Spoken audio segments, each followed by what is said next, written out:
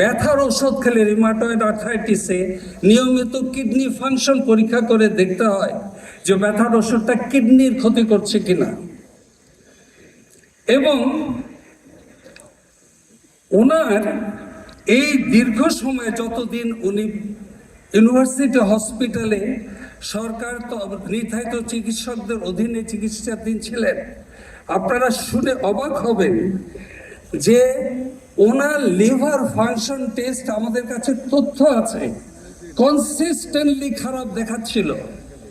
It was showing that her liver is being damaged. কিন্তু একটা ultrasonography পর্যন্ত ম্যাডামের করা হয় নাই। Would you believe it? A patient like madam Khaleda Zia, she was admitted in a hospital, university hospital, where she was under care of so-called specialist doctors, যাদের আন্ডারে ছিল। ওনার একটা আলট্রাসোনোগ্রাফি পর্যন্ত করা হয়নি 1.5 বছরে। হ্যাঁ, ওনারা বলবেন যে ম্যাডাম ওনার আলট্রাসোনোগ্রাফি করতে ওখানে রাজি হচ্ছিলেন না। আপনাদের সবার তথ্যের জন্য বলতে চাই, আমাদের আন্ডারও ম্যাডাম যখন ভর্তি ছিলেন তখন আমরাও রিপিটেডলি অনেক ইনভেস্টিগেশন করাতে চেয়েছি, যেটা প্রথম ম্যাডাম রাজি ছিলেন না। কিন্তু আমরা কাউন্সিলিং করে এটার গুরুত্ব বুঝিয়ে তারপরে ম্যাডামকে আমরা সেই চিকিৎসা করার জন্য, সেই ইনভেস্টিগেশন করার জন্য রাজি হয়েছি। এমনকি ওই সময় লিভার ফাংশনটা খারাপ দেখার পরে উনি বারবার চেয়েছেন যে ওনার পছন্দের চিকিৎসককে মেডিকেল বোর্ডে অন্তর্ভুক্ত করা হোক। আমি জানি বিএনপির পক্ষ থেকে একজন আইনজীবী কোর্টে রিট করেছিলেন এবং কোর্ট জানতে চেয়েছিল যে ম্যাডাম কি চিকিৎসা ভুগছে।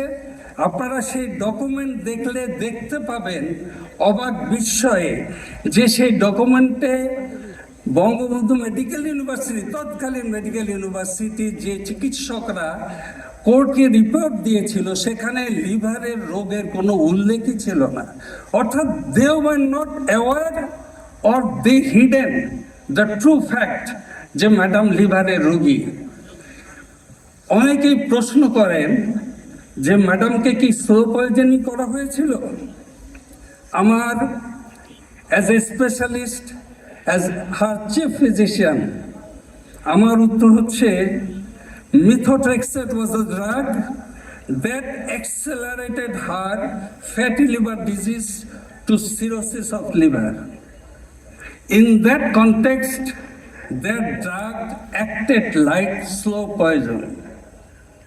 আজ দেশের লক্ষ কোটি মানুষের বুকের ভেতর একটা আফসোস, সারা জীবন গণতন্ত্রের জন্য, মানুষের জন্য, ভোটাধিকারের জন্য সর্বোচ্চ ত্যাগ স্বীকার করা মানুষটি যদি আর কিছুদিন বেঁচে থাকতেন, যদি দেখতে পেতেন মানুষ নির্ভয়ে ভোটাধিকার প্রয়োগ করছে, তাহলে কতই না ভালো লাগতো আমাদের জন্য।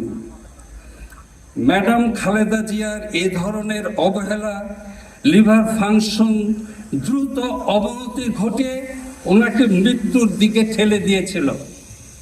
That was a willful negligence. এটা ইচ্ছাকৃত অবহেলা, এটা একটা অমার্জনীয় অপরাধ।